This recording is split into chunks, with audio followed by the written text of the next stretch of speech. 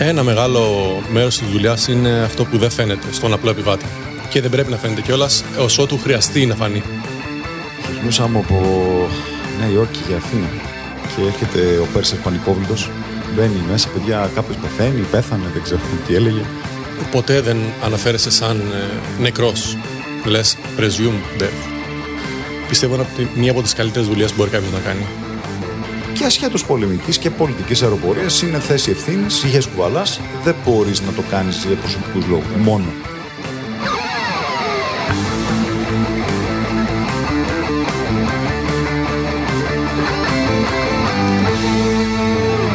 Έχουμε σήμερα μαζί δύο καλούς φίλους. Έχουμε μαζί μας έναν κυβερνήτη, τον Αποστόλη.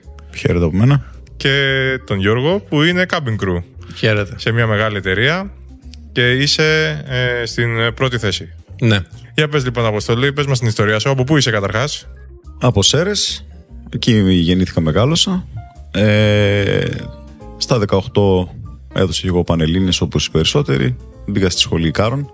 Ωραία. Έβγαλα τη σχολή. Ήμουνα για περίπου 8 χρόνια εν ενεργεία αξιωματικός. Και μετά άλλαξα καριέρα, έγινα πιλότος σε ιδιωτικά αεροσκάφη και μετά άρχισα να πετάω Boeing 777.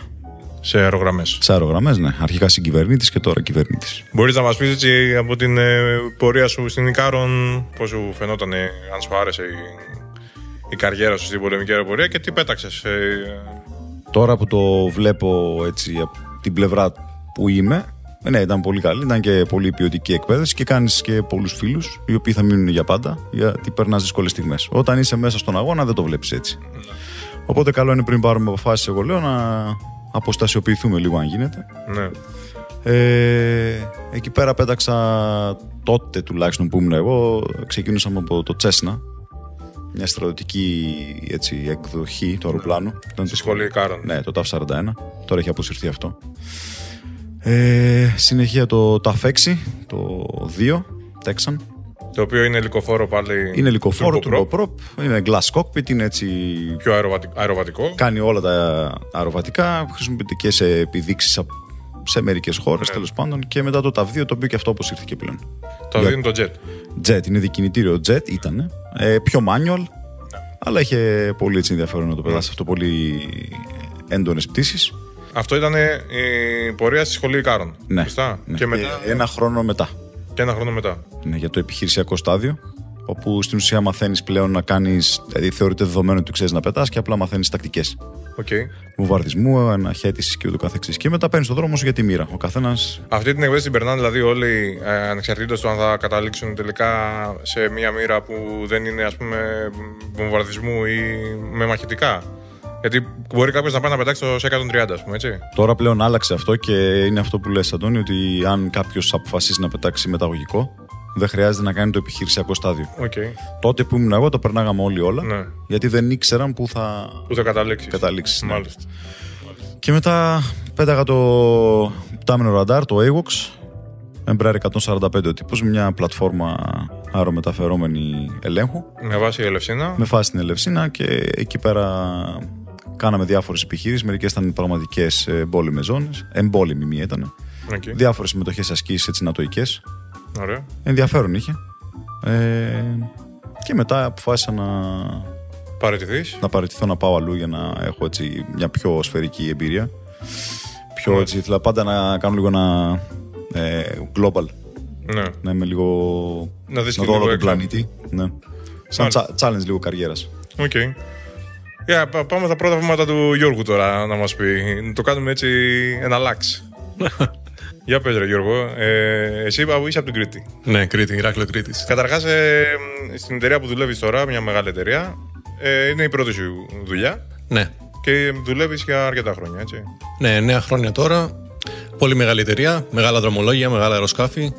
Είχες καμία έτσι επαφή, δηλαδή το έχεις σκεφτόσουν μικρός ή πώς προέκυψε? Τίποτα απολύτως. Ποτέ δεν σκεφτόμουν τα αεροπλάνα. Δεν με απασχολούσε πραγματικά ποτέ. Φαντάζομαι το πρώτο μου ταξίδι το έκανα όταν πήγαινα στο στρατό, ας πούμε. Ναι. Τυχαία είδα μια φίλη μου που έκανε αυτή τη δουλειά και μου φάνηκε ενδιαφέρον. Λέω θα δοκιμάσουμε και ό,τι γίνει. Έτσι και έγινε η συνέντευξη, όλα τα στάδια. Πήρα την θέση, ας πούμε, ήρθα εδώ πέρα και ξεκίνησα να πετάω. Σιγά σιγά τα αεροπλάνα γενικά σαν μηχανές μου τράβηξαν το ενδιαφέρον. Υπήρχαν κάποιες σκέψεις να γίνω πιλότος που τελικά δεν... Ναι, και λόγω ηλικίας. Και λόγω ηλικίας και το lifestyle τότε στην αρχή ειδικά. Έχεις πετάξει όμως πολλά αεροπλάνα. Ακόμα και σε αυτή την εταιρεία στη μία εταιρεία έχεις πετάξει αρκετά διαφορετικά αεροπλάνα, έτσι. 2 διαφορετικά. Τώρα πετάς το 777 και το 380. Ναι, με αυτά ξεκίνησα. Α, δεν ήταν το 340, 330. Όχι, με το που ήρθα σταμάτησαν. Okay. Νομίζω μήνες, αν όχι χρόνο πριν. Okay. Μέχρι τώρα έχουμε μιλήσει μόνο με άτομα του 777. Mm-hmm. Δεν έχω ακόμα, έχω κάποιους από το 380 και ο Αποστόλης 777. Ναι. Να πούμε ότι πετάτε στην ίδια εταιρεία. Ναι. Τι προτιμάς? Ως επιβάτης ή... Όχι. Ως πλήρωμα. Αναλόγως την πτήση. Αν είναι ultra long range, δηλαδή παραδείγματος χάρη Αμερική, θα προτιμήσω Boeing. Ναι. Αν είναι κάτι μέχρι 8-9 ώρες, θα προτιμήσω Airbus. Okay. Άρα το δρομολόγιο ουσιαστικά είναι που καθορίζει. Εσύ, Αποστόλη, από μικρός είχες κάποιο κόλλημα? Πώς προέκυψε το να πας στην Ικάρον? Από τότε που θυμάμαι τον εαυτό μου ήταν. Αν μπορώ να πω. Κλασική ατάκα. Ναι. Από μικρό παιδί. Αν θυμάμαι καλά, ήταν μια φορά που με πήρε ο πατέρας μου στην γιορτή της πολεμικής αεροπορίας. Α, και είδες εκεί αεροπλάνα και τα λοιπά. Ναι, γιατί ήταν φαντάρος. Είχες εσύ κάποιον στην οικογένεια? Τίποτα. Καμία σχέση. Σμηνίτης ο πατέρας μου. Ναι, ναι. Η μόνη επαφή με αεροπλάνα. Ναι. Και με πήγε έτσι να δω τα αεροπλάνα. Τι ήμουν τώρα, δεν πήγαινα σχολείο ακόμα. Ναι. 4-5. Ναι. Αμυδρά θυμάμαι δηλαδή. Με βάλανε μέσα σε ένα, από ό,τι υπολογίζω, F5. Ναι. Γιατί ήταν στη Θεσσαλονίκη, οπότε άρα μάλλον F5 ήταν. Ναι. Με έβαλαν εκεί πέρα μέσα, μικρό αγοράκι, ήταν και ο πιλότος εκεί, μου δείχνει τα κουμπάκια. Τρελάθηκα. Και κόλλησες. Αυτό. Ήμουν τόσο μικρός που δεν μπορούσα να δω έξω. Ναι, ναι, ήσουν θαμμένος μέσα στο πιλωτήριο. Αυτό. Αλλά χάθηκα τώρα τόσο κουμπάκια εκεί. Ήταν ναι, ναι. Πότε έφυγες στην πολεμική? Το 2014 έφυγα. Γιατί έπρεπε να κάτσω 8 χρόνια μετά τη σχολή. Ναι, υπάρχει νομίζω ακόμα αυτό το νομικό πλαίσιο. Ναι. Μου δόθηκε μια ευκαιρία να πετάξω σε ένα ιδιωτικό jet.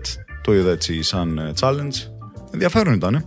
2 χρόνια. Πήγες και πέταξες τον ίδιο τύπο αεροπλάνο που πέταγες στην πολεμική. Ναι. Απλά την ιδιωτική έκδοση. Ναι, στην ουσία δηλαδή το transition ήταν πολύ ομαλό. Ναι. Δεν έπρεπε να στεναχωρηθώ για τίποτα και ήταν μια δουλειά αρκετά έτσι ωραία γιατί μπορούσα να μένω και στο σπίτι μου. Ναι. Ως προς το τύπο του αεροπλάνου, εντάξει, υποθέτω ότι η έκδοση της πολεμικής αεροπορίας είχε κάποια έξτρα πράγματα ή δεν αφορούσαν τους χειριστές? Όχι, σωστά τα λες. Είχε κάποια έξτρα. Έτσι, τεχνικά μιλώντας, τα δρανειακά ήταν καλύτερα, ήταν laser. Ναι. Στην πολεμική αεροπορία λόγω πρέπει να έχουμε πολύ μεγάλη ακρίβεια. Και μετά είχαμε κάποιες κρυπτοσυσκευές, HF. Το οποίο η πολιτική έκδοση, ειδικά το κρύπτο, δεν υπάρχει. Το HF ήταν πολύ optional. Αυτό που πετούσα εγώ δεν το είχε. Αλλά πτυτικά. Όχι, καμία διαφορά. Ήταν πιο εύκολο το πολιτικό. Πολιτική έκδοση γιατί της πολεμικής αεροπορίας λόγω ότι έχει όλους τους εξοπλισμούς. Με τον άνεμο δεν τα πήγαινε και πολύ καλά. Το εξωτερικά εννοείς, το hardware που έχει τις κεραίες κτλ. Δηλαδή, όταν προσγειωνόμουν, θυμάμαι, δεν υπήρχε περίπτωση να προσγειωθείς με κινητήρες idle. Μάλιστα. Αφού έκανες touch μετά τους έκοβες, δεν γινόταν αλλιώς. Ναι. Για πες, έχεις έτσι να θυμηθείς μια ιστορία από τα χρόνια εκείνα? Έτσι κάτι που να σου έχει μείνει? Επιχειρησιακά ήταν τότε που είχε γίνει ο πόλεμος στη Λιβύη. Το 2011 και έπρεπε να πάρουμε μέρος και ήμασταν 8-9 μήνες με βάση τα Χανιά. Οπότε ήταν και λίγο έτσι, ξέρεις, μακριά από το σπίτι σου, στο κρεβάτι σου, όλα αυτά. Έτσι, Πάσχα. Τουλάχιστον δεν ήσασταν στη Λιβύη. Δεν μέναμε στη Λιβύη, απλά πετάγαμε κάθε μέρα στη Λιβύη και θυμάμαι. Τώρα που το βλέπω ήταν αστείο. Ναι. Εκείνη την ώρα δεν ήταν και πολύ, γιατί ενώ ήταν γενικά ήσυχα. Δηλαδή είχε τελειώσει ο πόλεμος, ή τουλάχιστον οι αντάρτες δεν είχαν δώσει κάποια σημάδια. Και μια μέρα μας λέει ένας από τους ελεγκτές αεράμινας που είχαμε πίσω, ο οποίος ήταν υπεύθυνος να αναλύει την παθητική ακτινοβολία που λαμβάνει το αεροπλάνο. Δηλαδή, τι σημαίνει αυτό? Ότι αν είσαι στο στόχαστρο ενός πυράβλου, να το πω έτσι απλά, στο ραντάρ ενός πυράβλου, αυτό το αντιλαμβάνεται. Και μας λέει, βλέπω ένα αντιπυραυλικό συγγνώμη, ένα αντιαεροπορικό βλήμα στο έδαφος, στη Λιβύη, 50 μίλια από εμάς. Και εμείς ήμασταν στα 27.000 πόδια, θυμάμαι. Μάλιστα. Αυτό είναι σαν να κλέψει εκκλησία, δηλαδή, να το πω έτσι. Δηλαδή δεν έχετε καμία. Είχε το αεροπλάνο αυτό κάποια συστήματα? Είχαμε κάποια συστήματα αυτοπροστασίας, αλλά τώρα αυτά τα πυραυλικά είναι πολύ δυνατά. Ναι. Δεν παρεμβάλλονται τόσο εύκολα και επίσης παρεμβολές αυτές πρέπει να κάνεις και κάποιες μανούβρες, δεν είναι μόνο να ρίξεις τα τσάφ και τα φλερ, εντάξει. Οπότε όταν σου λέει αυτό το πράγμα ο ελεγκτής, προφανώς τα πράγματα που ήμασταν χαλαροί, σφίξανε. Τελικά ανέλησε λίγο καλύτερα την εικόνα και ήταν από την Αίγυπτο, ήταν στα σύνορα με τη Λιβύη. Αλλά θυμάμαι εκείνα τα 10-15 λεπτά που σφιχτήκαμε πολύ. Τώρα που το βλέπω απ' έξω γελάω. Καλά, ναι. Θεωρείς ότι βλέποντας, ας πούμε, τις εμπειρίες αυτές που είχες τότε, σου έχουν δώσει κάποια έτσι ηρεμία στο να αντιμετωπίζεις καταστάσεις πλέον στην πολιτική αεροπορία που δεν βρίσκεις αντιμέτωπος με τέτοιου είδους απειλές? Είναι και θέμα ιδιοσυγκρασίας, πιστεύω, στον άνθρωπο. Θεωρώ ότι ενώ αγχώνομαι σαν άνθρωπος, δεν είμαι δηλαδή, δεν το νιώθω, δεν με ρίχνει. Ναι. Αποδίδω. Προφανώς το resilience που λέμε, ας πούμε. Ναι, το resilience. Προφανώς βοήθησε και η σχολή Κάρων, θα έλεγα, πάρα πολύ. Ναι. Γιατί έπρεπε συνέχεια να είσαι under pressure εκεί. Ναι. Και μετά το transition που έκανε στην πολιτική αεροπορία, πέρα από το αεροπλάνο, ήσουν κοντά στο operation που κάνουμε σαν πολιτική αεροπορία? Υπήρχαν μερικά πράγματα τα οποία εγώ δεν διανοούμουν ότι δεν γίνονται. Ναι. Δηλαδή, εμείς στην πολεμική αεροπορία, να σου το πω έτσι, δεν είχαμε duty. Ναι. Είχαμε, αλλά θεωρητικά μπορούσαν να γίνουν wave όλα να πάσα ώρα και στιγμή. Ναι. Για μένα να πω όχι σε πτήση δεν έχει γίνει ποτέ. Ναι. Όταν λοιπόν πρωτοπήγα κάτω σε ένα ιδιωτικό jet, και λέω κάτω γιατί ήταν η έδρα στην Ιγυρία, τότε θυμάμαι ήταν κάποιοι έτσι λίγο πιο μεγάλοι που δεν ήθελαν και πολύ να πετάνε. Όχι, λέει, αυτή η πτήση είναι πολύ μακρινή, δεν μπορούμε να την κάνουμε. Ναι. Και εμένα με αυτό μου φαινόταν παράλογο. Ναι. Νέος, εγώ 30. Χάρα και τη διάτσα ουσιαστικά. Ναι, 32 χρόνια. Εγώ ήθελα να πετάω όλη μέρα. Ναι. Και μου φάνηκαν αυτά λίγο αστεία. Οπότε Νιγηρία. Ναι. Ήσουνα. Γιατί είπες ότι ήσουν σπίτι σου, αλλά ουσιαστικά έκανες το commute. Δηλαδή, ναι, έκανα 3 εβδομάδες on 3 off. Πώς ήταν τα πράγματα τότε εκεί? Τα καλύτερα χρόνια της ζωής μου. Ναι, ήταν πολύ ωραία.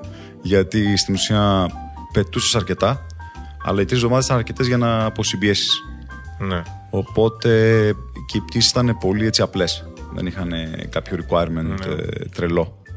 Υπήρχαν μέρες που μπορεί να ήσουν βέβαια και 15 ώρες στο αεροπλάνο, αλλά συνήθως ήταν πολύ πιο χαλαρά. Και πέταγες και με πιο γνωστούς, δηλαδή μικρότερη ομάδα, οπότε είχες μια σχέση να υποθέσεις. 10 άτομα ήμασταν όλοι και όλοι. Ναι. Αν είχες μια σχέση πιο φιλική, ήταν. Τώρα αυτό είναι δίκοπο μαχαίρι. Στις μεγάλες εταιρείες είναι ότι τον άλλον, αν δεν λίγο ταιριάξουν τα χνότα σας, δεν σε αφορά. Ναι. Δεν θα τον ξαναδείς και ποτέ. Ναι. Το καλό με το. Δεν μπορείς να χτίσεις φιλίες εύκολα. Ναι, καλά, ναι. Είσαι ένα νούμερο. Αλλά αυτό είναι το καλό με τον Γιώργο τώρα, ας πούμε. Στη δικιά του πλευρά του αεροπλάνου, ότι και κάποιος να μην ταιριάζει τα χνότα του έχει να διαλέξει από άλλους 20, ας πούμε. Ναι, και κατά πάσα πιθανότητα δεν θα το ξαναδείς αυτό το άτομο. Ναι, σωστά. Για τα επόμενα χρόνια. Πόσα άτομα είστε στο αεροπλάνο πλήρωμα? Στο 777 και στο. Στο 777 είμαστε. Πόσο είναι συνήθως? Ανάλογα την πτήση, τώρα συνήθως είμαστε 14 cabin crew και 2 πιλότοι. Και στο 380 είμαστε συνήθως 26 μαζί με τους πιλότους, 2 πιλότους, ή 28. Μάμα είναι και δεύτερο. Ναι. Πολλοί κόσμος, ρε φίλε. Είναι πολλοί. Ειδικά στο 380 είναι πολλοί. Ναι. Εσένα, πώς ήταν το transition από εκτός αεροπορίας στον χώρο? Μου άρεσε πάρα πολύ στην αρχή. Ακόμα μου αρέσει δηλαδή, αλλά στην αρχή ήταν φοβερό. Καταρχάς, είχαμε τόσα day off που μου φαινόταν απίστευτο. Τι έκανες πριν? Ξενοδοχεία κάτω στο Ηράκλειο. Οπότε ξέρεις, σεζόν που ήσουν λίγο συνηθισμένος στην επαφή με τον πελάτη. Ναι. Εντάξει, βέβαια η δουλειά σου δεν είναι αυτή, εδώ που τα λέμε. Αυτό θα προσπαθήσω να το απομυθοποιήσω κιόλας λιγάκι. Μέσω του podcast, ότι η δουλειά του cabin crew δεν είναι σερβιτόρος και service, αλλά είναι απλά ένα side job. Δηλαδή κάτι που σου δίνουν να κάνεις, ενώ όταν δεν κάνεις τα κανονικά σου duties που είναι να διαχειριστείς ένα emergency. Έτσι. Ναι, και ας είναι 95-98% της δουλειάς του χρόνου σου. Ναι, όχι, είναι το 95% του χρόνου σου, αλλά δεν είναι η δουλειά σου. Αλλά δεν είναι ο λόγος που είσαι εκεί. Πέρα από τα emergency, δηλαδή ό,τι έχει να κάνει με το αεροπλάνο και αυτά, είναι και στο boarding. Δηλαδή να μπορείς να αναγνωρίσεις αν κάποιος είναι fit to fly, αν θα αρρωστήσει, αν θα σου δημιουργήσει πρόβλημα αργότερα. Είναι πολλά πράγματα. Γι' αυτό είναι, ας πούμε, στο αεροπλάνο που πετάω που είναι πιο μικρό, 4 άτομα ή 5, εσείς είστε μέχρι 20. Ουσιαστικά είστε τα μάτια του κυβερνήτη και του συγκυβερνήτη που είναι μπροστά πίσω από μια πόρτα και δεν ξέρουν τι γίνεται πίσω. Και βασιζόμαστε σε εσάς στο τι συμβαίνει στην καμπίνα, έτσι. Ναι. Οπότε σας αναθέτουμε τη διαχείριση όλων των επιβατών και από εκεί και πέρα, εντάξει, επειδή είναι και το κομμάτι το commercial και το να κάνουμε το ταξίδι λίγο πιο ευχάριστο, Ναι. αναγκαστικά κάποιος πρέπει να κάνει και το κομμάτι αυτό του service. Αλλά πολλοί κόσμος πιστεύει ότι αυτή είναι η δουλειά, ενώ υπάρχει πάρα πολλή εκπαίδευση από πίσω, Ναι. σε πρώτες βοήθειες, σε emergency, σε πολλή πράγμα.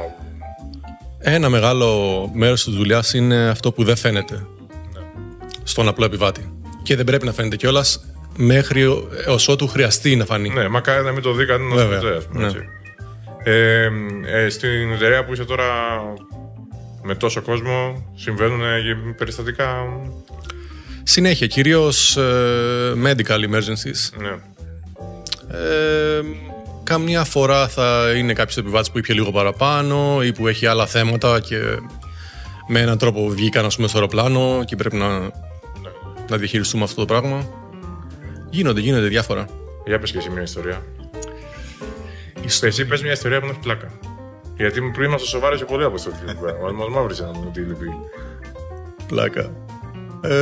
Έχω μια που έγινε τώρα πρόσφατα, πριν 2 εβδομάδες. Δεν είναι κάτι το τραγικό, αλλά μια συνάδελφος Ελληνίδα, επίσης supervisor, περπατούσε στην καμπίνα στην οικονομική και βλέπει κάποιον στην θέση κύλο που είναι στο παράθυρο. 3 θέσεις στη δεξιά μεριά. Ήταν λίγο σκοτεινά και τον βλέπει και της φάνηκε ότι δεν φορούσε παντελόνι. Και ήταν μια κοπέλα 2 θέσεις παραδίπλα και τη ρωτάει τι συμβαίνει εδώ. Και η κοπέλα δεν ήξερε τίποτα, εντάξει, δεν ήταν μαζί. Τον ξυπνάει λίγο και του λέει συγγνώμη κύριε, φοράτε παντελόνι. Αποσβολωμένος αυτός την κοιτάζει και λέει ναι, φοράω σορτσάκι. Και σηκώνεται λίγο και το κατεβάζει κάτω. Είχε μαζευτεί όλο πάνω. Να σου πω όμως κάτι. Βλέπουνε πολλά τα μάτια σας. Ναι. Και δεν είναι. Δεν θα ήταν απίθανο. Ναι. Δεν θα ήταν απίθανο. Μου έχει τύχει εμένα μεγάλο, κυρίως μεγάλης ηλικίας, στην πρώτη θέση να βλέπει πορνό και να μην ακούει καλά και να έχει την ένταση στο full στην καμπίνα. Το πορνό το έβλεπε από το σύστημα του αεροπλάνου με την οθόνη. Δεν έχουμε φτάσει. Έχετε και τέτοιες υπηρεσίες δηλαδή. Δεν ξέρω, δεν έχω πετάξει ποτέ πρώτη θέση. Από το κινητό. Και έπρεπε να του κάνουμε παρατήρηση ότι είναι πολύ δυνατά και είναι unacceptable. Ανάρμοστη συμπεριφορά. Σταμάτησε, εντάξει. Α, εντάξει. Τουλάχιστον το κατάλαβε. Παρεμπιπτόντως, η γυναίκα του ταξίδευε στη θέση ακριβώς μπροστά. Αυτή τι έβλεπε. Μπορεί να βλέπει και αυτή πορνό. Δεν έβλεπε, δεν άκουγε. Ήταν μεγάλη ηλικία. Ήταν θέμα έντασης ή θέμα περιεχομένου. Δεν μπορώ να καταλάβω. Το περιεχόμενο γιατί κλείνει εκεί πέρα είναι απομονωμένο. Ναι, βέβαια. Αν δεν ενοχλεί κάποιον, ας κάνει ό,τι θέλει. Μάλιστα. Τουλάχιστον στην Ασία δεν ήταν μόνο γυναίκες εκεί πέρα. Πάτε τώρα. Πλησίασέ το, Ναι. Μάλιστα, πολύ ωραία. Αποστόλη, οπότε εσύ από Νιγηρία μετά έκανες το βήμα για. Ναι, ήθελα να πετάξω. Για αερογραμμές. Βασικά ήθελα να πετάξω μεγάλα αεροπλάνα. Okay. Και αερογραμμές για να έχω μια σιγουριά για το μέλλον. Ναι. Γιατί τα ιδιωτικά καλά είναι, αλλά θεωρώ ότι είναι για μετά τα 50. Να έχεις κάνει κάποια βήματα. Ή για πριν τα 30. Ναι, δηλαδή όταν δεν έχεις τώρα στην ηλικία εκεί 30 με 50-55 που έχεις πολλές υποχρεώσεις οικονομικές, καλό να έχεις έτσι μια στιβαρή εταιρεία από πίσω σου. Ναι. Για να μην σε νοιάζουν πολλά πράγματα όπως μια μικρή οικονομική κρίση. Ναι. Οπότε καταλαβαίνω ότι απαντάς και στην ερώτηση τι προτιμάς, είναι εξαρτάται τη φάση της ζωής σου. Στη φάση που είμαι τώρα, που είμαι 40 χρόνων, θεωρώ ότι εδώ που είμαι είναι. Πιο σταθερά. Εδώ που πρέπει να είμαι. Ναι. Δεν θέλω να πάω πουθενά άλλο. Ναι. Σαν είδος αεροπλάνου, είδος πτήσης, εσύ που έχεις δει το medium, ας πούμε μεσαία πτήση σε σχέση με αυτό που κάνεις τώρα, που κάνεις 17 ώρες είναι το πιο μεγάλο που κάνετε. Έχω κάνει 17 και 15. Ναι. Πώς το βλέπεις? Θεωρώ αυτό είναι απορία πραγματικά και δικιά μου. Γιατί όσο πιο λίγη είναι για μένα στο flight deck είναι καλύτερα. Δηλαδή, ένα μαχητικό είναι πιο εύκολο να το πετάξεις από ένα 777 ή ένα 380, προσωπική άποψη. Ναι. Γιατί είναι ένα άτομο μένα, αλλά είναι όλα φτιαγμένα για ένα άτομο. Ναι. Οπότε σου παίρνει αρκετά από το δυναμικό που πρέπει να ξοδέψει για το πώς θα μιλήσει με τον άλλον. Ειδικά όταν δεν είμαστε και από την ίδια χώρα. Οπότε με στα αγγλικά, με μια προφορά που όλος να καταλάβει και να απαντήσει κι αυτός. Για παράδειγμα, πέτας με κάποιον Αυστραλό με βαριά προφορά. Ναι. Σου τρώει πάρα πολύ το δυναμικό να καταλάβεις τι σου είπε. Ναι. Ενώ στο μονοθέσιο δεν έχεις θέμα. Είσαι μόνος, κάνεις ό,τι θέλεις, εμπιστεύεσαι τον εαυτό σου. Ναι. Ένα από τα σοκ έπρεπε λίγο να περάσω. Πιστεύω το πέρασε και εσύ. Ήταν, εγώ ξέρω τι μπορώ να κάνω. Ο άλλος. Όταν πρέπει να δώσω την προσγείωση στον άλλον, δεν ξέρω τι μπορεί να κάνει αυτός. Ναι. Στο μαχητικό δεν τα έχεις αυτά. Είναι λίγο απρόβλεπτο. Ναι. Και η αλήθεια είναι ότι σαν συγκυβερνήτης δεν ήταν τόσο απρόβλεπτο. Δηλαδή ψιλοφαινόταν, ήταν λίγο ξεκάθαρο το επίπεδο του κυβερνήτη που είχε δίπλα σου. Συνήθως, τουλάχιστον στην εταιρεία που είμαι εγώ, η κυβέρνηση θα είναι πιο έμπειρη από το συγκυβερνήτη. Σπάνια θα ήταν το ανάποδο. Ναι. Τώρα τα τελευταία χρόνια μετά τον κορονοϊό άλλαξαν λίγο τα πράγματα, γιατί πολλοί έμπειροι κυβερνήτες από μεγάλες εταιρείες έφυγαν να πάνε αλλού και ξεκίνησαν από την αρχή. Οπότε μπορείς να πετάς με συγκυβερνήτη που τον βλέπεις ότι είναι πολύ έμπειρος και αξιόπιστος. Βέβαια πάλι, επειδή μου έχουν συμβεί διάφορα σκηνικά, αυτό δεν σημαίνει τυφλή εμπιστοσύνη. Όχι, ναι, τον βλέπεις ότι είναι πιο μεγάλης ηλικίας και κάποια χρόνια μέσα στον χώρο δεν σημαίνει τίποτα. Ναι.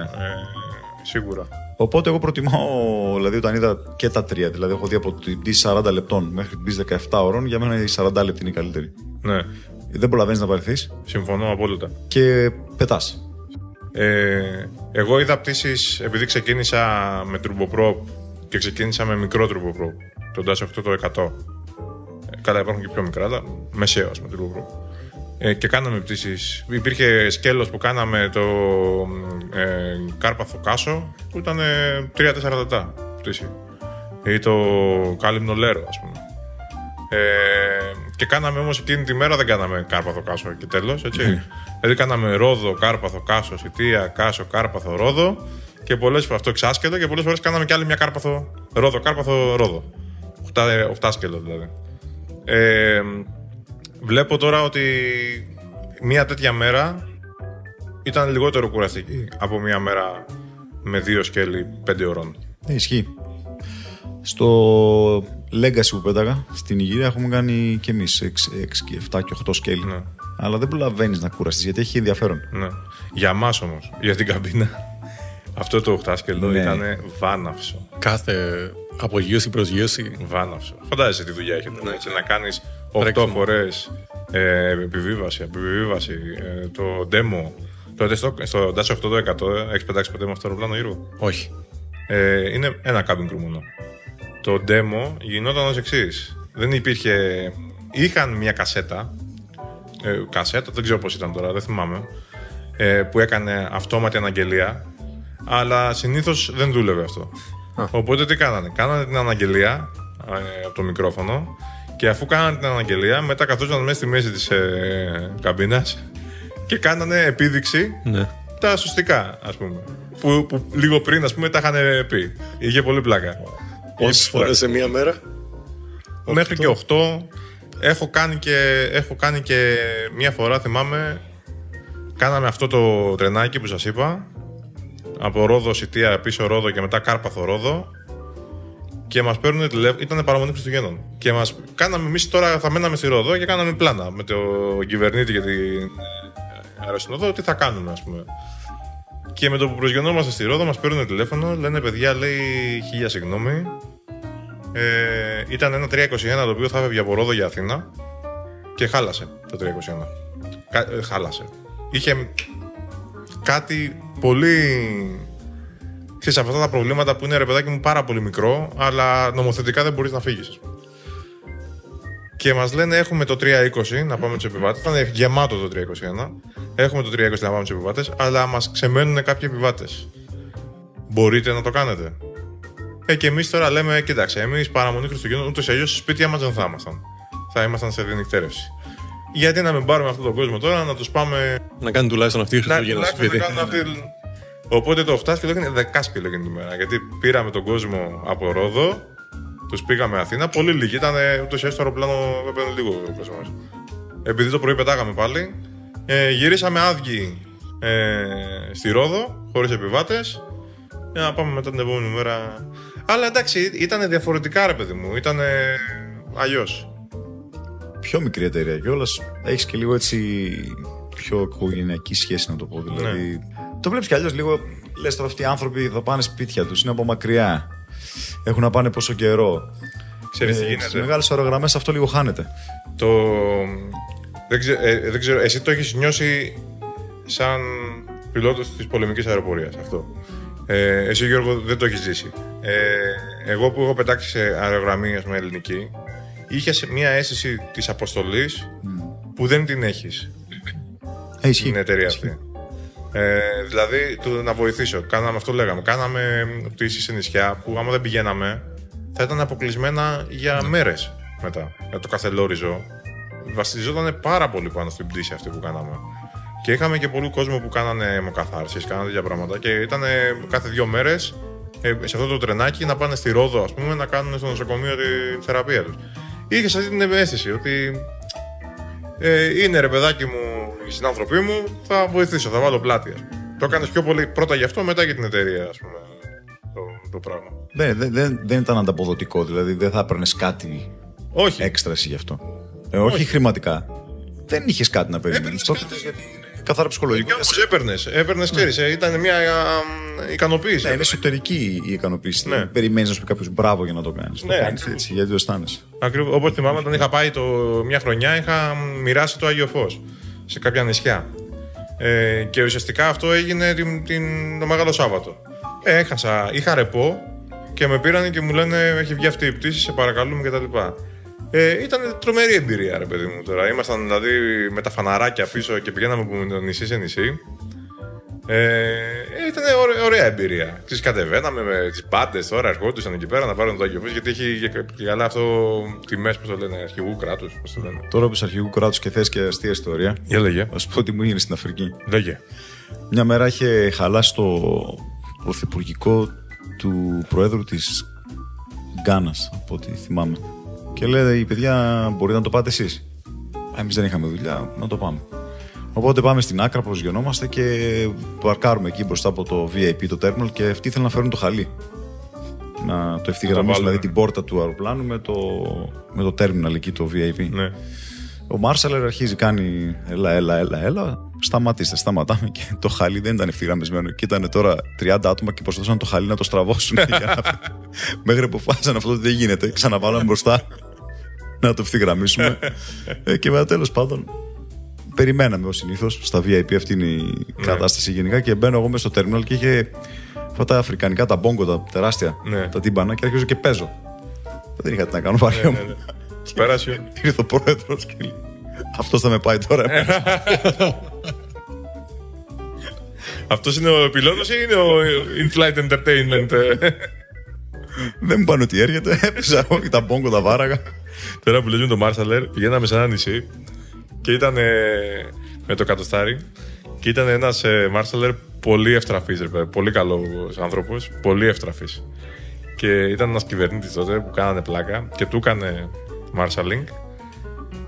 Και όταν του έλεγε σταμάτα, δεν σταμάταγε ο κυβερνήτης και προσπαθούσε τώρα με τη μύτη του αεροπλάνου να ακουμπήσει την κοιλιά του Μάρσαλερ. Και κάθε φορά σταμάταγε. Ο Μάρσαλερ το περίμενε πώς και πώς αυτό. Δηλαδή ήταν, ξέρεις, εσωτερικό. Με ένα χαμόγελο ο Μάρσαλερ το περίμενε ότι θα γίνει. Και κάθε φορά με το που σταμάταγε, του έκανε νόημα μετά, του έδειχνε με τα δάχτυλά του πόσο μακριά σταμάτησε από την κοιλιά του, ας πούμε. Και το κάνανε σαν παιχνίδι. Ναι, εντάξει, αυτά στις μικρές εταιρείες ή σε μέρη που πας σε συνέχεια και τους ξέρεις και σε ξέρουν να γίνονται. Στις πιο μεγάλες εταιρείες είναι το πιο καθητοποιημένα αυτά, δεν μπορείς να κάνει. Και εγώ την πρώτη φορά που πήγα στη Μύκονο με την εταιρεία που πετάω τώρα, που είχα εκεί πέρα με 2 ανθρώπους που με ξέραν από την Ολυμπιακή, ήταν αλλιώς. Με το που βγήκα έξω και με είδανε, ήταν άλλη φάση. Οπότε τώρα εσύ ξεκίνησες να πετάς από στήλο 777. Μετά τα τελευταία 8 χρόνια. Μετά το Embraer. Και βγήκες κυβερνήτης πρόσφατα. Ναι, έχει περίπου 1 χρόνο. Πώς σου φαίνεται η διαφορά? Είπες 2 πράγματα. Το αεροπλάνο είναι πιο εύκολο, υπό την έννοια ότι είναι πολύ καλοσχεδιασμένο, θεωρώ. Κυρίως είναι αυτό που λέγαμε και με τον Γιώργο. Θέλει το management του κόσμου. Ναι. που απαιτεί κάποια πράγματα και ότι έχεις τόσο μεγάλο network Ναι. που δεν μπορείς να πεις «Α, το ξέρω αυτό το αεροδρόμιο». Μπορεί να κάνεις να πας και 2 και 3 και 4 και 5 χρόνια Ναι. σε ένα αεροδρόμιο. Οπότε πρέπει να κάτσεις λίγο να ξαναδείς τι έχει αλλάξει. Επίσης, μπορείς μια πτήση να εκτεθείς από cold weather ops μέχρι hot weather ops. Στην ίδια πτήση. Ναι. Στάνταρ αυτό, όταν πάμε δηλαδή χειμώνα. Έμπεις από Μέση Ανατολή, πας. Σουηδία. Είναι η επόμενη μου πτήση, ας πούμε, για Στοκχόλμη. Ξέρεις, θα φύγεις από εδώ με ζέστη Ναι, και και θα πας για θα έχεις de-icing. Αυτά είναι λίγο τα. Έχεις όμως ένα support παραπάνω σε σχέση με το private, ότι αυτό που λες, ότι μπορεί να μην πας για 2 χρόνια κάπου, αλλά στο private είχες αυτό το manual που θα διαβάσεις, ας πούμε, το αεροδρόμιο. Είχε πολύ πλάκα ότι θέλαμε να πάμε σε ένα αεροδρόμιο στην Ιγυρία και δεν είχαμε ούτε καν χάρτες. Και πήγαινα μέσω τέρμιναλ εκεί, γιατί εντάξει, στην Αφρική λίγο δεν τηρούνται οι κανόνες ασφαλείας, μες στο ραμπ. Και έμπαινα σε αεροπλάνα, σε αερογραμμές, Σαρίκ, Νιγηριανές. Ξέρω, παιδιά, έχετε τσάρτς για αυτό το αεροδρόμιο. Να πάρω μια φωτογραφία. Να σου βγάζει μια φωτοτυπία που το έχει σχεδιάσει με το χέρι. Και λέει, βάλε αυτές συνταγμένες στο FMS. Και θα βγεις μια το πας, λέει, visual. Αυτά τώρα δεν γίνονται. Προφανώς είναι πιο. Ναι, εντάξει. Και έχεις και την εκπαίδευση. Δηλαδή, αν είναι κάτι πολύ challenging, θα σε περάσουν και ένα simulator. Ναι. Οπότε. Στο Embraer είχες cabin crew, έτσι. Είχαμε μια κοπέλα, αλλά για όποιον τον ενδιαφέρει να πάει και στα private jet σαν αεροσυνοδός, δεν λογίζεται ως αεροσυνοδός. Οπότε νομικά δεν απαιτείται να είσαι αεροσυνοδός. Αν δεν χρειάζεται το αεροπλάνο αυτό. Όχι, είναι κάτω από 19 θέσεις, οπότε δεν απαιτείται. Μάλιστα. Δηλαδή τους γράφαμε ως entertainer στην πτήση, κάτι τέτοιο. Οπότε ούτε medical ούτε SCP δεν κάνανε τέτοια πράγματα. Α, μάλιστα. Είχαν όμως duties σε περίπτωση emergency. Δεν ξέρω, όχι. Δηλαδή, τους κάναμε εμείς ένα mini briefing του τύπου για να μην να μην σκοτωθούμε. Που δηλαδή εδώ είναι ο πυροσβεστήρας, εδώ είναι η βάρκα. Γιατί κάτι μπορεί να γίνει, δεν ήξερε, άνοιξε τη βάρκα. Ναι. Και άμα αυτή άνοιξε, το αεροπλάνο δεν είναι dispatchable. Τα πληρώματα εκεί πέρα ήταν Ελληνές ή. Όχι. Εγώ εκεί που ήμουν ήταν κυρίως Νοτιοαφρικάνοι. Α, οκ. Μάλιστα. Και τώρα είσαι σε ένα περιβάλλον αυτό που λέγαμε πριν, λοιπόν, ότι είσαι ξαφνικά 14 cabin crew να. 14 cabin crew, και το πρόβλημα δεν είναι τα cabin crew, γιατί συνήθως έχουν περάσει όλοι από την ίδια εκπαίδευση. Υπάρχει ένας κοινός κώδικας, να το πω έτσι. Καμιά φορά λίγο προσωπική εγωισμοί. Εντάξει. Υπάρχει σωστή δομή. Ναι. Ιεραρχία δηλαδή. Έχουμε Purser, μετά τους. Ένας καλός Purser και ένας καλός CSV σου λύνει τα χέρια από την πλευρά του κυβερνήτη. Δηλαδή φιλτράρει. Δεν φτάνουν στα. Δεν καταλαβαίνω να λέει. Supervisor, υπεύθυνος ομαδάρχης, ας πούμε έτσι. Ομαδάρχης. Ναι, δηλαδή έχουμε έναν cabin supervisor στην economy, έναν στην business και ή ο Purser που έχουν τη γενική ευθύνη όλου του πληρώματος. Δηλαδή τώρα μικροκαυγαδάκια μεταξύ των crew δεν θα φτάσουν σε εμάς. Αν φτάσουν σε εμάς, σημαίνει ότι ο Purser δεν κάνει καλή δουλειά. Εκτός αν είναι κάποιος καυγάς μεταξύ του ομαδάρχη, ας πούμε, και του Purser. Ναι. Που εκεί μετά δεν υπάρχει κάποιος άλλος να το λύσει. Ναι, βέβαια. Που και πάλι ένας καλός Purser θα το λύσει πριν γίνει escalate αυτό. Ναι. Σε εμάς το πρόβλημα είναι, όπως και στα κρούτα, οι επιβάτες. Ναι. Ανρούλοι, μεθυσμένοι, άρρωστοι. Με τα δρομολόγια που κάνουμε και τα μέρη που πάμε. Εντάξει, εσείς έχετε μεγαλύτερο εύρος. Αλλά με ένα μεγάλο κομμάτι των δρομολογίων είναι μέρη τα οποία δεν υπάρχει παιδεία. Ή πολύ διαφορετική κουλτούρα. Πολύ διαφορετική κουλτούρα. Δηλαδή πράγματα που για αυτούς είναι φυσιολογικά, για εμάς είναι. Αλλά πέρα την κουλτούρα υπάρχει κόσμος που δεν έχει ξαναταξιδέψει ποτέ του. Ναι. Έτσι. Ούτε με τρένο. Και πάνε οι άνθρωποι, ας πούμε, για να προσκυνήσουν στην Τζέντα που πάνε και πρέπει να το κάνουν. Που το κάνουν μια φορά στη ζωή τους, αναγκαστικά μπαίνουν σε αυτό το αεροπλάνο και δεν ξέρουν τι να κάνουν. Δηλαδή, έχω πετύχει εγώ επιβάτες να μην ξέρουν για την τουαλέτα, ας πούμε. Τουαλέτα. Έχεις ακούσει ιστορίες μέσα στο πιλωτήριο. Μου έχει συμβεί. Στο έδαφος. Τι εννοείς μέσα στο πιλωτήριο? Να πάει ο επιβάτης στη γωνία. Αλήθεια. Ναι. Αλήθεια.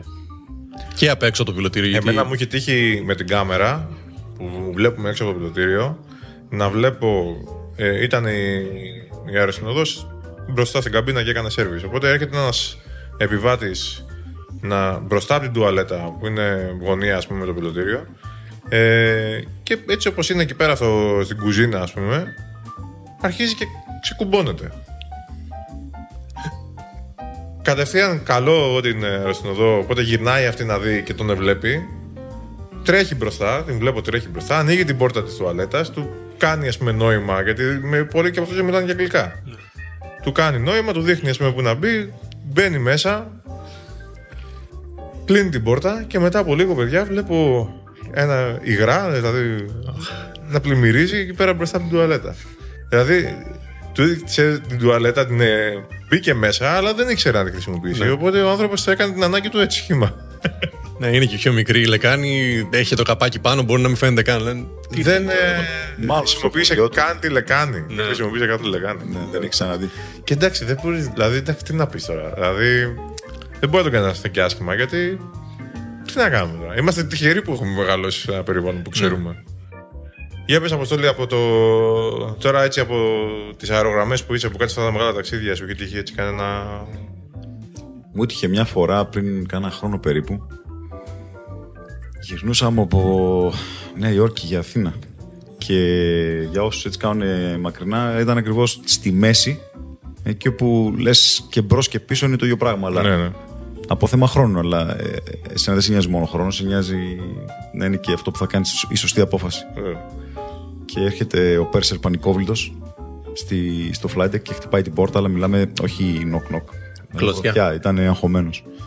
Μπαίνει μέσα, παιδιά, κάποιος πέθανε, δεν ξέρω τι έλεγε. Παίρνουμε τηλέφωνο με το δορυφορικό στην εταιρεία. Μέχρι όλα αυτά, παίρνουν λίγη ώρα. Άρχισαμε να βλέπουμε τι επιλογές έχουμε. Ήταν ο Καναδάς, κανένα δεκάλεπτο με τέταρτο πιο κοντά σε σχέση με την Ιρλανδία. Αλλά το θέμα είναι ότι τα αεροδρόμια στον Καναδά είναι λίγο απομονωμένα. Οπότε οι υπόλοιποι επιβάτες θα έχουν θέμα. Βέβαια, όταν ο άλλος πεθαίνει, δεν σε νοιάζει αυτό. Σε νοιάζει όμως να μπορέσει αυτό το αεροδρόμιο να έχει καιρό για να μπει και να έχει νοσοκομείο. Και να μπορεί να σε εξυπηρετήσει και το αεροπλάνο τόσους επιβάτες. Δηλαδή, γιατί... Και είδες, και αυτό είναι τώρα κάτι πολύ λεπτό. Δηλαδή, και άμα ο άλλος σκοτωθεί και σου πούνε ότι άμα είχες προσγειωθεί μισή ώρα νωρίτερα θα ζούσε, τι θα σε νοιάξει το αεροπλάνο. Σωστά. Είναι και αυτά τώρα που άρχισαμε να αγχωνόμαστε, γιατί ακριβώς είχε γίνει αυτό. Τα αεροδρόμια στον Καναδά ήταν πιο κοντά, αλλά με χάλια καιρό. Αλλά doable. Ναι. Αλλά όχι και το καλύτερο. Και η Ιρλανδία ήταν μια χαρά. Άνοιξη. Και ήμασταν, θυμάμαι, για ένα τέταρτο και το συζητούσαμε με τον συνάδελφο που θα πάμε, αν χρειαστεί. Γιατί το είχαμε δεδομένο ότι θα κάνουμε diversion, δεν υπάρχει περίπτωση. Και τελικά στο ενδιάμεσο πέθανε ο επιβάτης, δυστυχώς. Βασικά ήταν νεκρός. Αλλά δεν τον κατάλαβαν, γιατί ήταν στη μέση του κρούιζ με μακρινή πτήση. Νομίζαν ότι κοιμάται. Δεν ξέρω ποιος κατάλαβε ότι δεν ανταποκρινόταν, μάλλον η γυναίκα του. Και εκεί ήταν. Αυτό δεν μου έχει τύχει ακόμα. Ένα 40 λεπτό έντονο. Ναι. Και εννοείται, επειδή μια πτήση ποτέ δεν θα τελειώσει έτσι, με το που φτάνουμε στην Αθήνα, μα χτυπάει και ένα windshield στην τελική στο Βενιζέλο. Για πες, αυτό έχει ενδιαφέρον λοιπόν. Πεθαίνει ο επιβάτης στην πτήση. Ναι. Σε μια πτήση που κάνετε τώρα 15 ώρες, έτσι. Και πεθαίνει 5 ώρες μέσα στην πτήση, έχεις 10 ώρες πτήση. Ποια είναι η διαδικασία εκεί πέρα? Θα σας τα πει ο Γιώργος καλύτερα αυτά. Τη δική μου την περίπτωση θα σας πω τι έγινε στη συγκεκριμένη πτήση. Τον βάλανε μέσα στη σακούλα που προβλέπετε. Και επειδή είχαμε χώρο στη first class, είχε μια-δύο σουίτες άδειες, τον βάλανε μέσα στη σουίτα, κλείσαν και την πόρτα να μην φαίνεται δηλαδή στους άλλους επιβάτες, για να μην πανικοβληθούν και αυτοί. Και μετά δεν έχει νόημα να πάμε πουθενά, αφού Καλά, ναι, δεν θα κάνουμε diversion γι' αυτό. Τώρα η διαδικασία αυτή καθεαυτή, σας πασάρω στο Γιώργο. Diversion πάντως δεν γίνεται. Δεν έχει νόημα. Για ποιο λόγο να κάνεις diversion, είναι νεκρός ήδη. Ναι, δεν έχει νόημα. Σωστό. Ναι, εντάξει. Δεν ξέρω, λόγω νομικά ή... Το νομικό ήταν πολύπλοκο στην Αθήνα όταν προσγειωθήκαμε. Θα σας το πω αφού μας πει ο Γιώργος τις διαδικασίες. Για πες, Γιώργο, τη διαδικασία. Ναι, καταρχάς, ποτέ δεν αναφέρεσαι σαν νεκρός. Λες presumed death. Ναι. Και ας είναι νεκρός. Επειδή πρέπει ο γιατρός να τον... Ναι, πρέπει κάποιος γιατρός να κάνει την αναχείριση. Μετά έχουμε μία body bag, ας πούμε, που τους κλείνουμε μέσα μέχρι τους ώμους, δεν κλείνουμε το κεφάλι. Και τώρα που είναι πιο appropriate, μία σουίτα στην πρώτη θέση θα μπορούσε, αλλιώς στο πίσω γκάλι, ας πούμε, κάπου να μην φαίνεται, τέλος πάντων. Ναι, για τους άλλους επιβάτες. Ναι. Μάλιστα. Και απλά Και μετά, ναι, αφήνεις εκεί πέρα. ναι. Σου έχει τυχεί. Όχι, δεν έχει τύχει ακόμα, χτύπα ξύλο. Δεν είναι και το καλύτερο.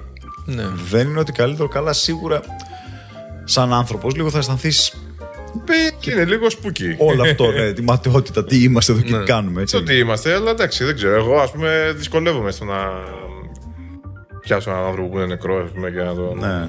Το ακόμα πιο δύσκολο θα ήταν να του έδινες πρώτες βοήθειες, να έκανες δηλαδή CPR και μετά να κατέληγε, ας πούμε, να μην... Ναι, να έχεις και την αίσθηση ότι δεν κατάφερες. Ναι, δηλαδή δεν το έκανες καλά ή ότι θα μπορούσε καλύτερα. Αυτό είναι ακόμα, φαντάζομαι, 3 χειρότερο. Στην περίπτωση τη δική μας έπρεπε να του κάνουν CPR, γιατί ενώ είχαμε γιατρό στην πτήση, έναν επιβάτη, επειδή είναι επιβάτης δεν μπορεί να κάνει certified death. Οπότε του έλεγε ο γιατρός, παιδιά, τζάμπα κάνετε CPR, ο άνθρωπος είναι νεκρός, σας το λέμε με γιατρός. Αλλά έπρεπε να ακολουθήσει το πρωτόκολλο. Το ξέρω κιόλας, αλλά πρέπει να ζητήσεις και κάποιο identification. Δηλαδή, μπορεί να έρθει να σου πει: εγώ είμαι γιατρός, κάνε αυτό, χωρίς να ζητήσεις κάποια. Το μόνο που χρειάζεσαι είναι αν έχει κάποια κάρτα μαζί του που λέει γιατρός τάδε, το όνομα στην κάρτα να ταιριάζει με το διαβατήριο και να μην έχει πιει αλκοόλ. Αυτά σου κάνουνε. Από εκεί και πέρα, ταυτόχρονα εσύ για τέτοιες περιπτώσεις είσαι σε επικοινωνία με το έδαφος με γιατρούς. Οπότε αυτοί παίρνουν ουσιαστικά τις αποφάσεις. Τους λες, κάνουμε CPR εδώ και μισή ώρα. Το defibrillator δεν μας έχει δώσει εντολή να κάνουμε σοκ για μισή ώρα. Οπότε σου λένε αυτοί, σε αυτή την περίπτωση, σταματήστε, ακολουθήστε τα υπόλοιπα βήματα. Και σε εμάς αυτό έγινε, αλλά συνέχισαν να του κάνουν CPR, γιατί και στα 30 λεπτά δεν σταματάς. Λες, αν είναι ζωντανός, άλλα 5 λεπτά να το σώσουμε. Και εν τέλει ο supervisor έκανε σε κάποια φάση, το πήρε έτσι λίγο πατριωτικά, ήταν και ο μόνος άνδρας και σου λέει, άσε να το κάνω εγώ, ξέρεις, είναι και κουραστικό. Γιατί είναι πολύ κουραστικό, και την άλλη μέρα όμως δεν μπορούσε να πετάξει. Τον κάναμε δηλαδή, όχι offload, τον πήραμε μαζί μας στο Ντουμπάι σαν επιβάτη, στο τρίτο σκέλος. Του είχε φύγει σχεδόν όμως από την πίεση. Όχι ψυχολογικός λόγος. Όχι, δεν μπορούσε το χέρι του, δηλαδή και τη βαλίτσα του δεν μπορούσε να την κουβαλήσει τη βαλίτσα του καλά-καλά. Και το θέμα είναι ότι όταν προσγειωθείς, εκεί ξεκινά το πρόβλημα μετά. Εκεί μετά πρέπει να έρθει η αστυνομία. Ήρθε η αστυνομία στην Αθήνα. Εντάξει, ο Άννης δεν μιλούσε και καλά αγγλικά. Ο άλλος κάτι μιλούσε. Ο Πέρσερ ήταν Βραζιλιάνος, οπότε τα έλεγε στα αγγλικά με βραζιλιάνικη προφορά. Οπότε κάποιος να μεταφράζει και όλα στο station manager. Και πρέπει τώρα να γίνει ένα draft της αναφοράς από την αστυνομία. Μετά αυτό να καθαρογραφεί, οπότε πρέπει να είναι πολύ λεπτομερές. Το μεταξύ θα μιλήσει aviation, θα πεις 16 και 03 Ζούλου. Και θα σου πει ο αστυνομικός τι είναι το Ζούλου. Και έγραφε Ζούλου. Ο λογράφος, δεν έγραφε ένα Z.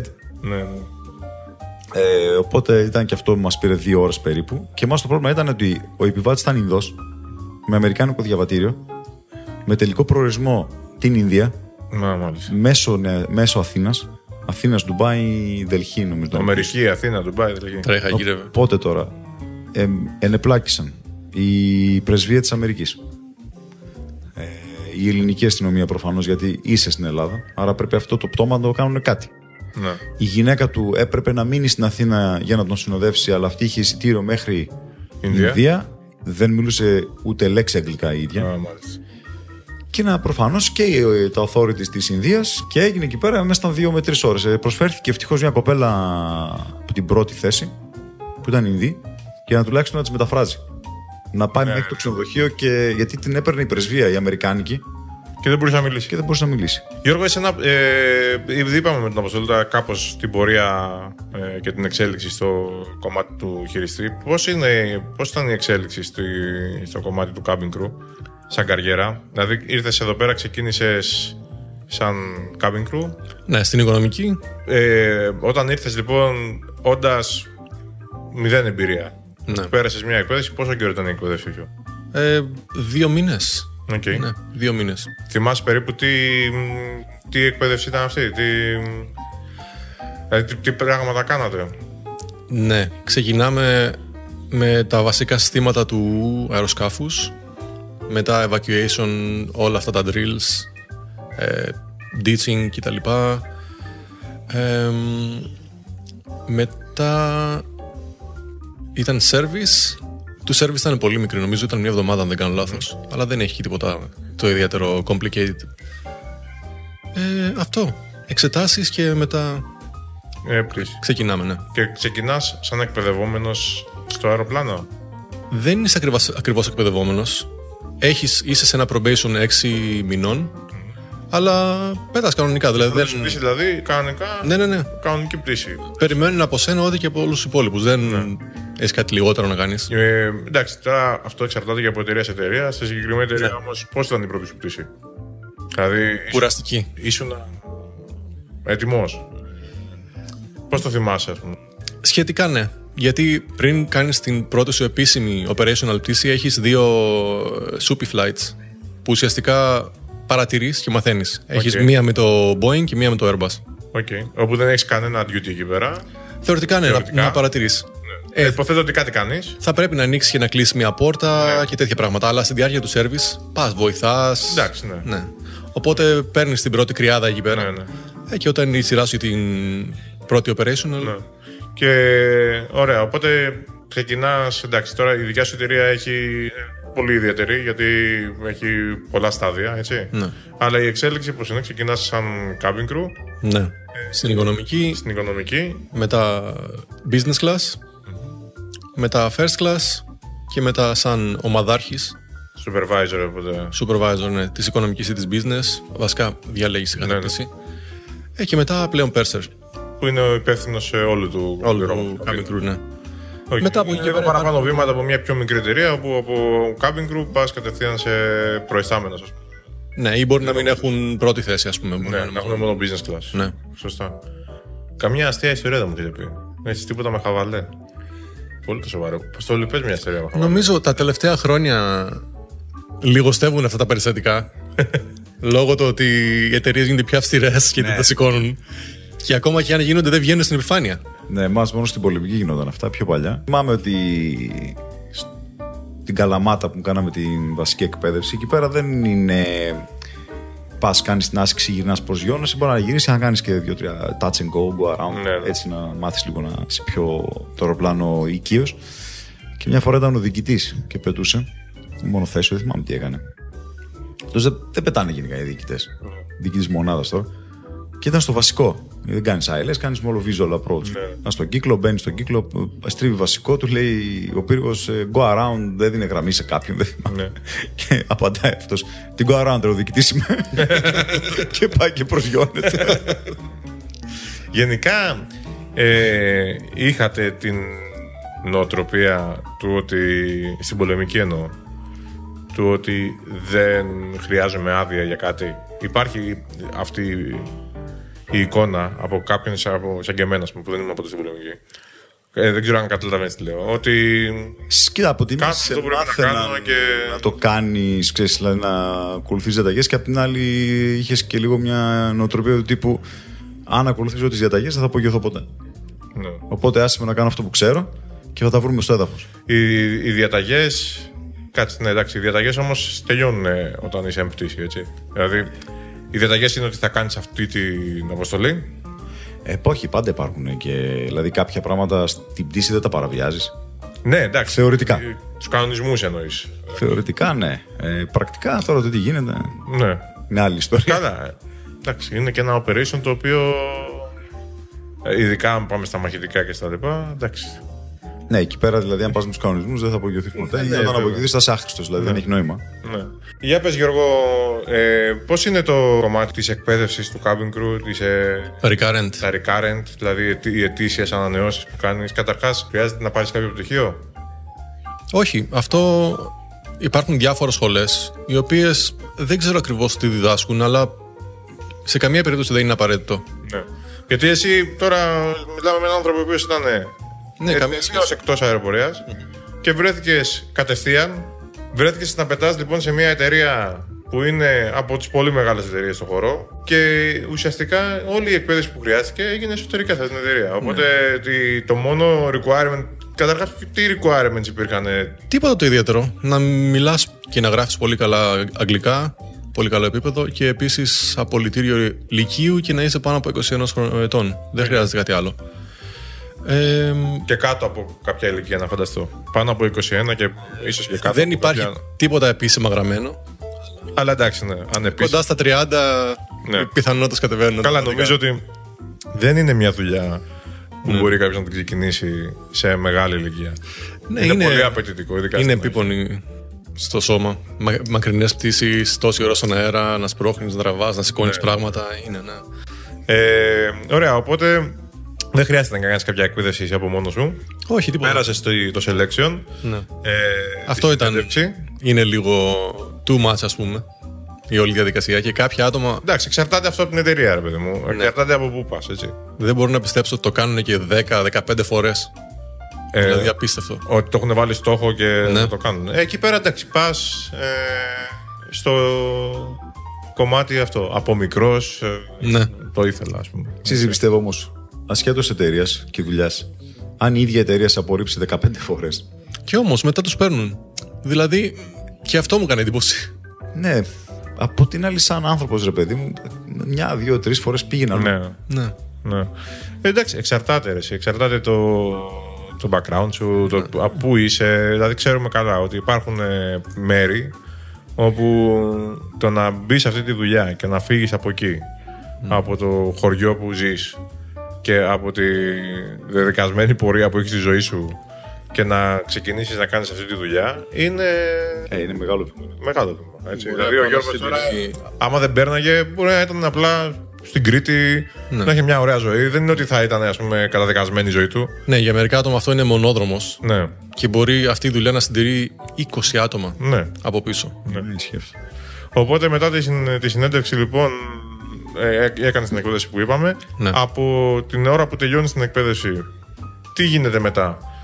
Υπάρχουν επανεκπαιδεύσεις, υπάρχουν checks που κάνεις? Μία φορά το χρόνο. Ναι. Υπάρχει το recurrent, το οποίο είναι 2 ημέρες. Κάνεις ορισμένα τεστ στον υπολογιστή γνώσεων. Μετά λίγο simulator, λίγο CRM μαζί με πιλότους. Simulator έχετε μια καμπίνα, ας πούμε. Ναι.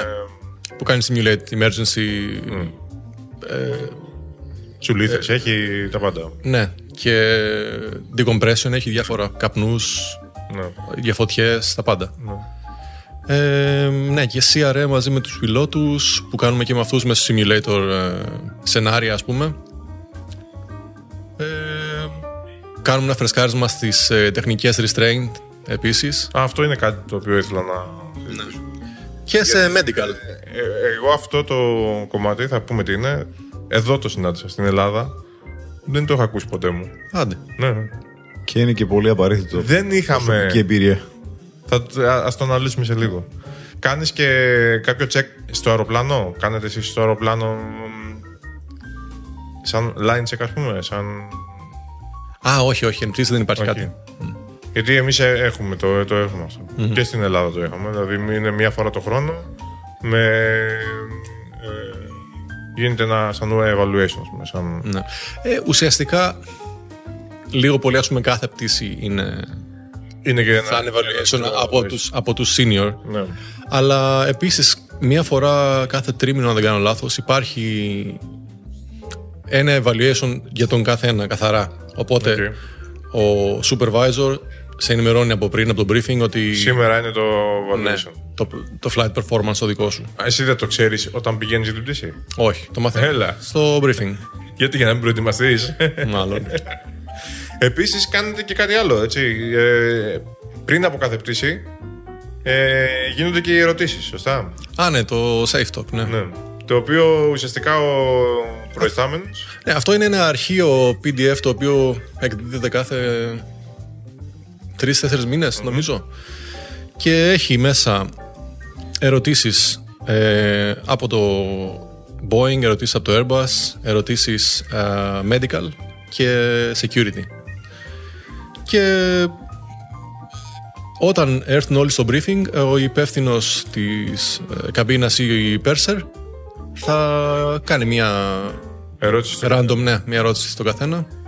Θα πρέπει να απαντήσει σωστά. Αλλά είναι εφαπλές. Δηλαδή είναι πράγματα τα οποία τα έχεις δει δεκάδες φορές. Ναι. Αλλά είναι όμως και αυτό κάτι το οποίο δεν είναι πολύ γνωστό ουσιαστικά. Είναι ίσως να σου κρατάει το μυαλό σου ρίγορση, να σε βάλει στο airplane mode, ας πούμε. Ναι. Αλλά να γυρίσουμε σε αυτό που είπαμε πριν, ότι μέχρι τώρα όλη αυτή η προετοιμασία που έχουμε πει αναφέρθηκε η μία εβδομάδα service μόνο, έτσι. Δηλαδή τίποτα από τα σημαντικά δεν σε ρωτάει ποτέ κανένας τι καφέ βάζουμε και πώς θα σερβίσουμε. Λίγο πολύ θα τα μάθεις και στις πτήσεις. Ναι. Για πες τώρα για το Restraint Kit, λοιπόν. Εγώ αυτό πραγματικά όταν ήρθα στην εταιρεία εδώ που είμαι και κάναμε αυτή τη μέρα που κάνουμε και σαν χειριστές, γιατί κάναμε πάλι το security και όλα αυτά, λένε Restraint Kit. Εντάξει, ήταν και εγώ. Μίλαγα καλά αγγλικά, αλλά λες κάτι δεν καταλαβαίνω καλά. Τι εννοούνε τώρα, και μόλις είδα λοιπόν την τσάντα με τις χειροπέδες. Σόπα. Έπαθα ένα σοκ. Εγώ θυμάμαι την αντίστοιχη μέρα ήρθε ο Γιώργος μάλλον την ξέρει κιόλας, γιατί τη βλέπουμε πιο συχνά. Μια κοπέλα, η οποία ήταν έτσι και πολύ αδύνατη. Το Ασιάτισα τώρα, Κορεάτισα, δεν θυμάμαι. Και μας λένε αυτή είναι η head of training εδώ, για restraining, γιατί ξέρει πολεμικές τέχνες. Μάλιστα. Και εγώ μέσα μου λέγα, τι μας λες τώρα. 40 κιλά. Γίνονται αυτά τα πράγματα τώρα. Ναι, και εγώ δεν το πίστευα στην αρχή. Τι restrain να το κάνεις στον άνθρωπο. Δεν πήγε το μυαλό μου ότι αυτά χρειάζονται. Και εγώ προσωπικά σε καμία μου πτήση δεν έχει χρησιμοποιηθεί, αλλά χρησιμοποιείται πολύ. Το έκανα το δεύτερο μήνα που πέταγα στην εταιρεία. Ναι, χρησιμοποιείται πολύ. Το χρόνο πάνω κάτω. Λοιπόν, για εξήγησε. Κοίτα, όταν κουβαλάς σε ένα μικρό χώρο 350 με 450 άτομα, τα οποία πολλοί από αυτούς θα πιούν ή έχουν πιει ήδη, είναι αναπόφευκτο να δημιουργήσουν προβλήματα. Αν όλες οι τεχνικές που έχουμε επίλυση προβλημάτων τέτοιων δεν καταφέρουν να κάνουν κάτι, το μόνο που μένει είναι δέσιμο. Το authority του restraint, να πούμε ότι είναι στον κυβερνήτη, έτσι. Ναι, captain, πάντα χρειάζεται captain. Αν είναι κάποιο situation το οποίο είναι life threatening, δηλαδή ας πούμε κάποιος βαράει κάποιον αλίπητα, μπορείς να ξεκινήσεις με κάποιο extension, seatbelt ή οτιδήποτε, αλλά για να μπει το actual restraint kit, το είναι οποίο μόνο μετά. Ότι δεν έχω δει το δικό σας. Πλαστικό. Θεωρώ ότι είναι σαν το δικό μας. Πλαστικές χειροπέδες. Μόνο αυτό. Ναι, σαν δύο zip. Τις ζώνες δεν τις έχετε που σε δένει στο κάθισμα. Αυτές είναι οι extension που χρησιμοποιούμε για. Δεν είναι extension εμάς. Όχι. Δηλαδή, εμάς φαντάσου είναι. Έχει το κούμπομα της ζώνης της κλασικής, νομίζω, του αυτοκινήτου, αν θυμάμαι καλά. Δεν είναι σαν το αεροπλάνο. Γιατί το αεροπλάνο ψιλολύνεται εύκολα. Περνάνε αυτές οι χειροπέδες, οι οποίες είναι δεμένες και ουσιαστικά τα χέρια τεντώνονται ανάμεσα στα πόδια.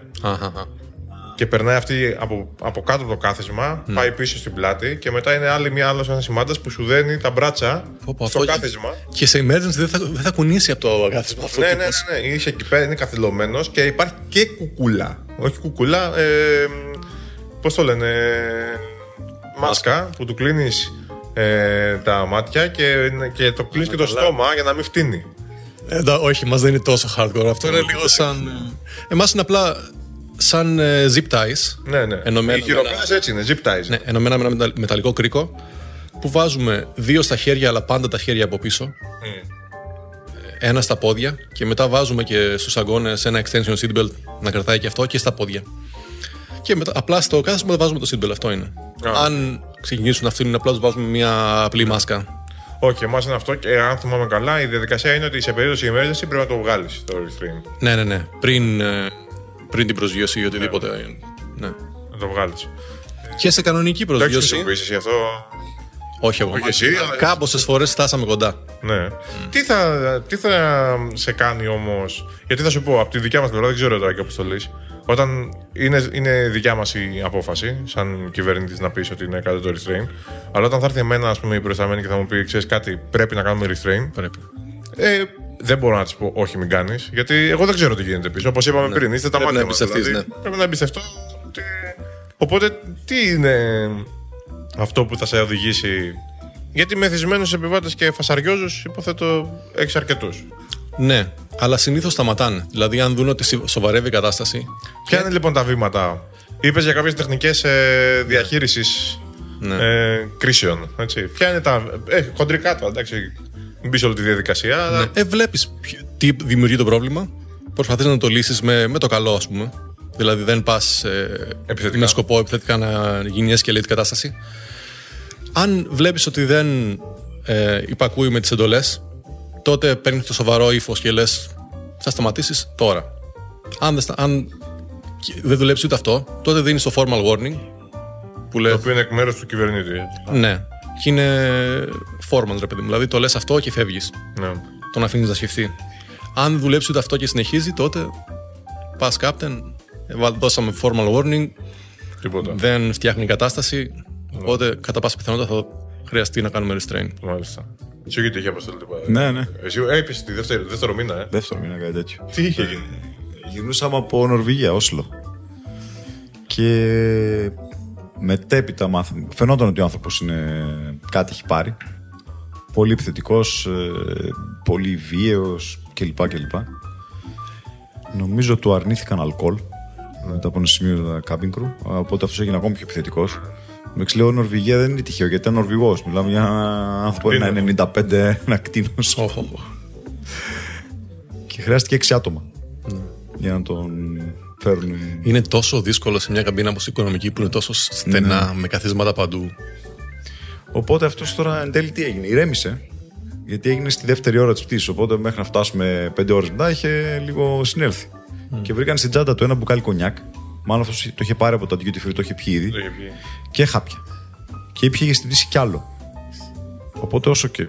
Δηλαδή ήταν ένας άνθρωπος έτσι μειώδης και τα λοιπά. Κάποια στιγμή τον έπιασαν όλα αυτά. Τι σχέδιο είχε στο κεφάλι του, δηλαδή τι ήθελε να κάνει με όλα αυτά? Δεν ξέρουμε. Το θέμα είναι ότι γίνονται όλα αυτά. Restrain κλπ. Τον βλέπω μετά την προσγείωση με ένα χαπλάτι χαμόγελο. Αυτός δεν κατάλαβε ότι έχω μπλέξει τώρα. Είχε ενδιαφέρον ρωτήσει. Έρχεται η αστυνομία και η πλάκα πιάνει ότι αυτός είχε και connection για να φύγει για Μανίλα. Και τον άφησε να φύγει. Όχι, τον άφησε κανονικά γιατί δεν ήθελαν οι τοπικές αρχές να τον φορτωθούν. Πάντως πρέπει να καλέσει αστυνομία σε εμάς τουλάχιστον. Αν το χρησιμοποιήσεις, πρέπει να φωνάξει και αστυνομία. Ήρθανε, τον πήρανε, λένε πού πάει, Μανίλα. Καλά μου φαίνεται, άστο να φύγει. Δεν είναι δικό μας πρόβλημα. Γιώργο, σας έχουν εξηγήσει, είπες τώρα για το κονιάκ. Και είναι γνωστό που λένε πούμε, ότι δεν μπορείς να πίνεις. Πες ότι παίρνεις ένα μπουκάλι ουίσκι από το duty free και δεν σε αφήνουν να το χρησιμοποιήσεις σε πτήση. Ποιος είναι ο λόγος? Το ότι θα πρέπει να ελέγχουμε με κάποιο τρόπο πόσο πίνει ο καθένας. Ναι. Μπορείς να το πιείς, αλλά θα πρέπει να κρατήσουμε το μπουκάλι εμείς για τη διάρκεια της πτήσης και να το σερβίρουμε εμείς, που να ξέρουμε πόσο έχει πιει ο καθένας. Στην πρώτη θέση? Όχι, παντού. Και στην οικονομική. Ναι. Και ο σκοπός είναι. Μπορείς, αλλά να ξέρουμε πόσο. Ναι. Είναι κάποια πράγματα, ξέρεις, που υπάρχει λόγος πίσω από το οτιδήποτε και μερικές φορές άμα δεν κάτσεις να το σκεφτείς δεν αντιλαμβάνεσαι. Όπως για παράδειγμα το να μην χρησιμοποιείς το κινητό σου στην απογείωση και στην προσγείωση. Τα φώτα της καμπίνας ή το extension seatbelt για τα μωρά. Πρέπει να εξηγήσει μερικούς γονείς είναι για αυτόν τον λόγο. Γιατί έχω δει πολλές φορές μητέρα με μωρό στα πόδια να περνάει το seatbelt μπροστά από το μωρό. Αυτό σε περίπτωση απότομου φρεναρίσματος, τι θα γίνει το μωρό? Όλο το βάρος της μητέρας θα πέσει προς CBS. Βεβαίως.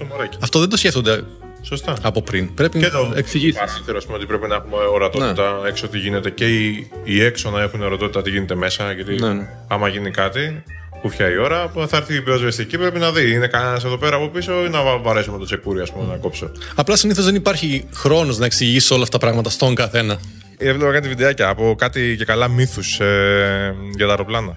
Και λέει, το brace position που σας λένε οι αεροπορικές εταιρείες να παίρνετε είναι επίτηδες ώστε σε περίπτωση που γίνει κάποιο ατύχημα ο επιβάτης να μην επιζήσει.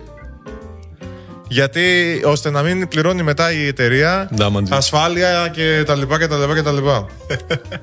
Δηλαδή βγαίνει ο καθένας και λέει το μακρύ του και το κοντό του, αλλά πουλάει. Αυτό, για να πουλήσει. Και εντάξει, σε πολλοί κόσμο δεν ακούγονται τόσο τρελά αυτά τα πράγματα. Όχι, ειδικά άμα τα αντίσεις και με έτσι ένα πέπλο μυστηρίου συνωμοσίας. Συνωμοσία πουλάει πάρα πολύ. Και άμα πει και ο άλλος ότι εγώ ήμουνα cabin crew ή ήμουνα πιλότος εκεί, όπως και με τους ψεκασμούς και με όλα όσα ακούγονται κατά καιρούς στα social media, φίλε, και εντάξει, ο κόσμος πιστεύει ότι να είναι, και δημιουργεί και πρόβλημα, πραγματικό πρόβλημα μετά στις πτήσεις.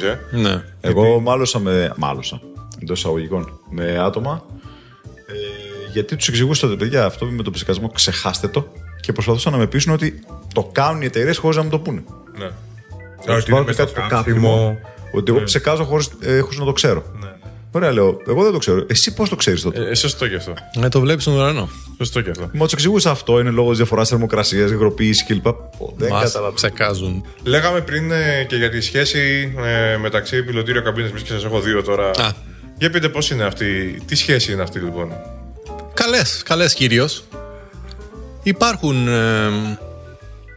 από την πλευρά μερικών cabin crew, παιδί μου, πώς θα το εξηγήσω τώρα? Υπάρχει έτσι μια προκατάληψη πολλές φορές. Ναι, μπράβο. Και από τους μεν και από τους δε. Ναι. Αν πας με αυτή τη λογική στη δουλειά, υπάρχει μια θεωρία, φροηδική δηλαδή, την είπε ο ίδιος ο Φρόιντ, που λέγεται. Περίμενε. Πριν αρχίσει να τον αναλύσει, να πούμε ότι έχεις και κάποιες σπουδές. Ναι. Ψυχολογία, ψυχανάλυση. Οπότε αυτά που μας λες τώρα είναι valid. Δεν δεν είναι life coach, κοινοτυπίες για να πουλήσεις, όχι. Είναι ψυχαναλυτική η προσέγγιση που έχω κάνει.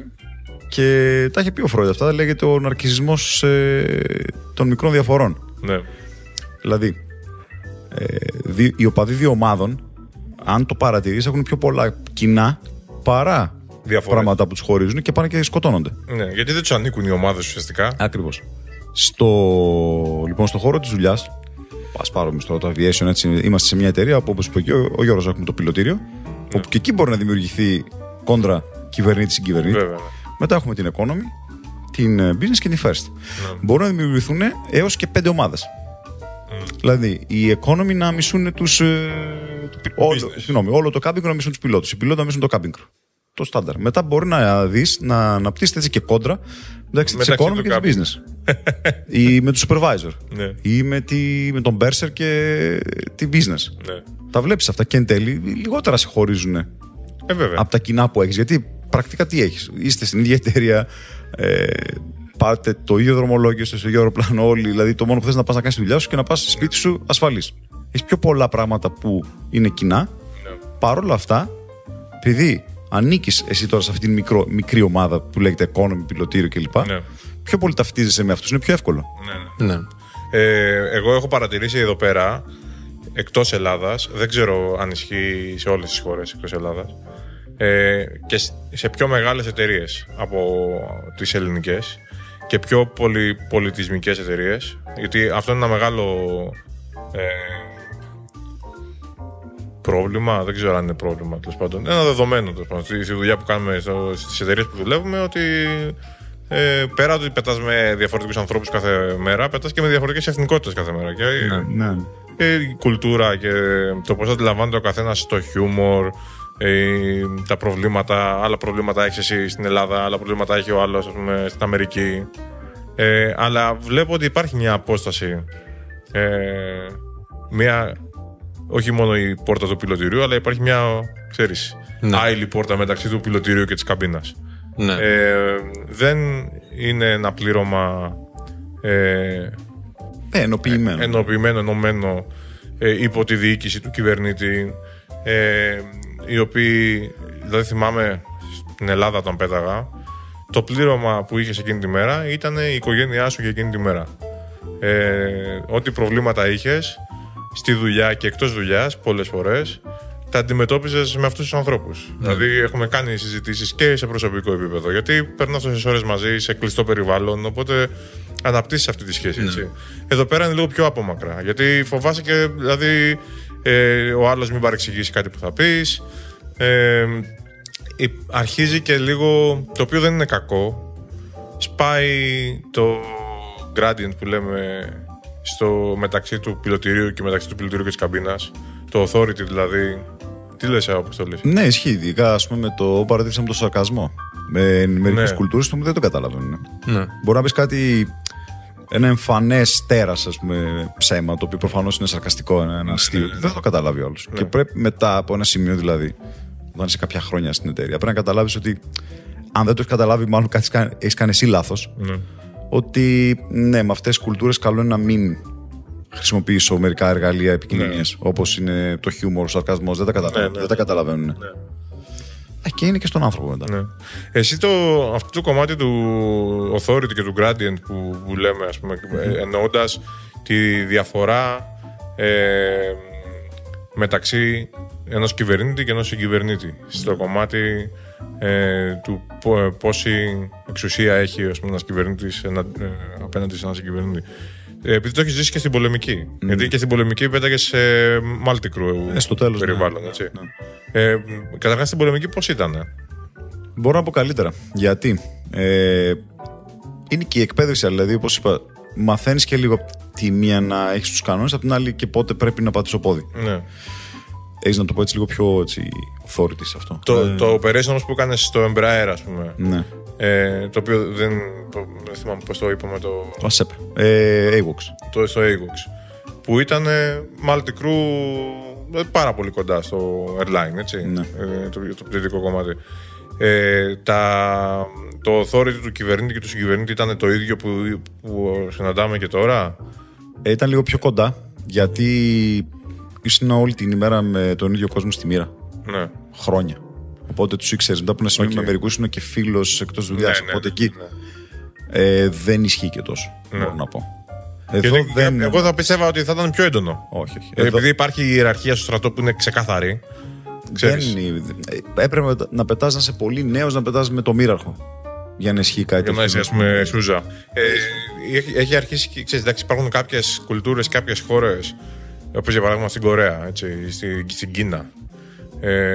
Είναι η διαφορά μεταξύ κυβερνήτη και συγκυβερνήτη είναι τρομακτική. Όχι τεράστια. Έτσι, εγώ δει σε ξενοδοχείο να μην τρώνε. Τρομακτική. Οι κυβερνήσει μέχρι να έρθει ο κυβερνήτη. Ναι. Στο τραπέζι να φάνε. Ναι.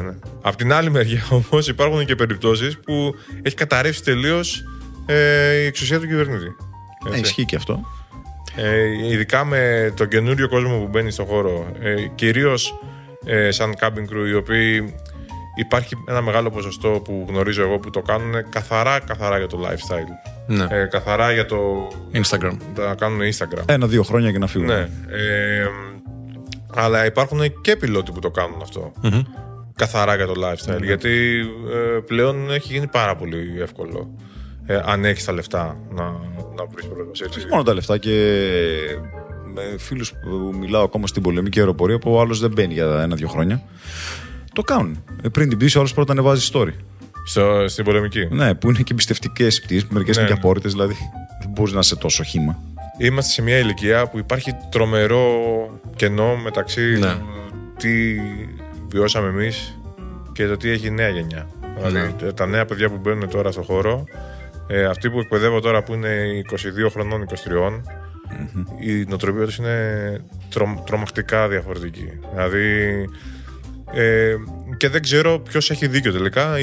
Δεν ξέρω αν εγώ έχω δίκιο να εμένω στις παλιές απόψεις και στους παλιούς τρόπους, ή αν πρέπει απλά να ακολουθήσεις τη ροή των πραγμάτων.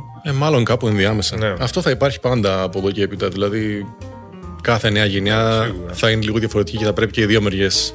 Εγώ όπως το βλέπω από την πολεμική, είχαμε κάποιους που ήταν λίγο μεγάλη σε ηλικία και δεν είχαμε πετάξει ποτέ multi-crew και ξαφνικά τους φέρουν να πετάξουν multi-crew.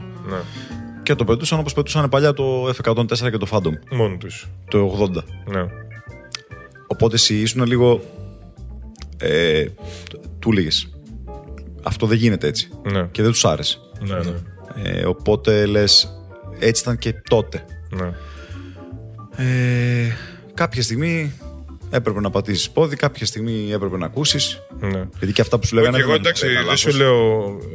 Ξέρεις που το πάω, ότι βλέπω ας πούμε ότι κάποιες αρχές, αεροπορικές αρχές ας πούμε, που εμείς μεγαλώσαμε, είμαι σίγουρος ότι πήρατε κάτι και στην πολεμική αεροπορία, γιατί ουσιαστικά όλες αυτές οι αρχές ξεκινήσανε από την πολεμική αεροπορία.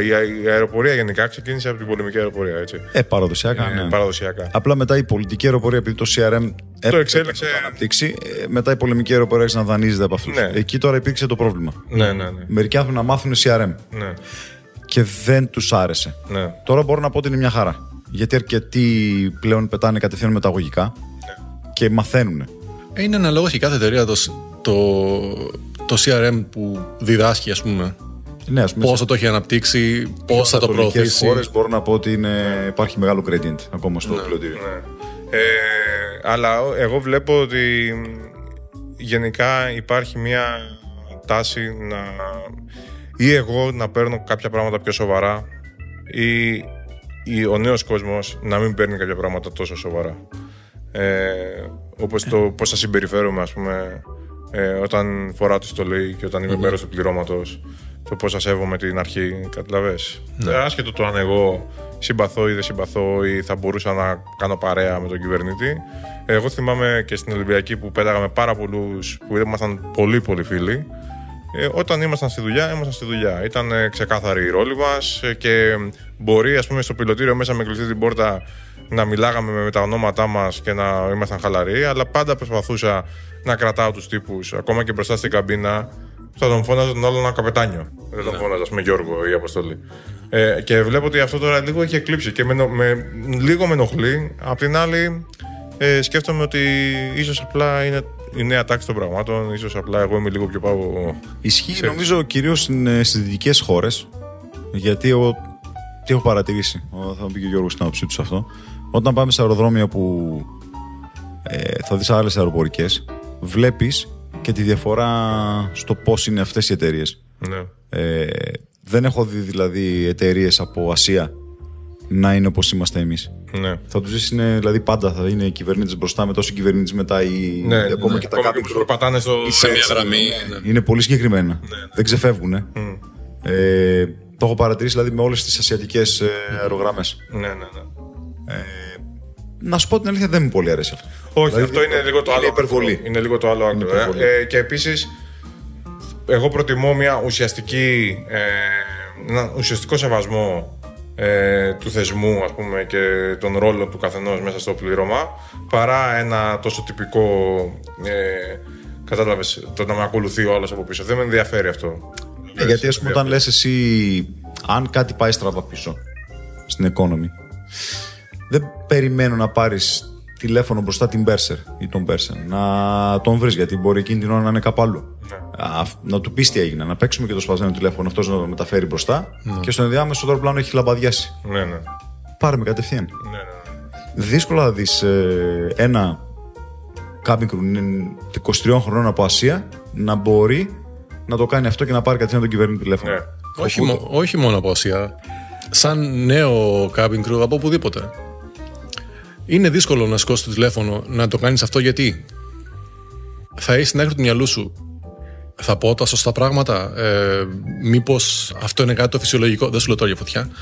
Μήπως είναι κάτι το φυσιολογικό ή έχει ξανασυμβεί να μην φανείς και βλάκα στο κάτω-κάτω. Εντάξει, δεν ξέρω. Εμένα πριν 2-3 μήνες με πήρε μια κοπέλα από ευρωπαϊκή χώρα, τέλος πάντων, δεν θέλω να πω πού, και μου έκανε παρατήρηση στον τρόπο που κάναμε climb στο cruise, step climb, γιατί λέει το στομάχι της αισθάνθηκε λίγο άβολα.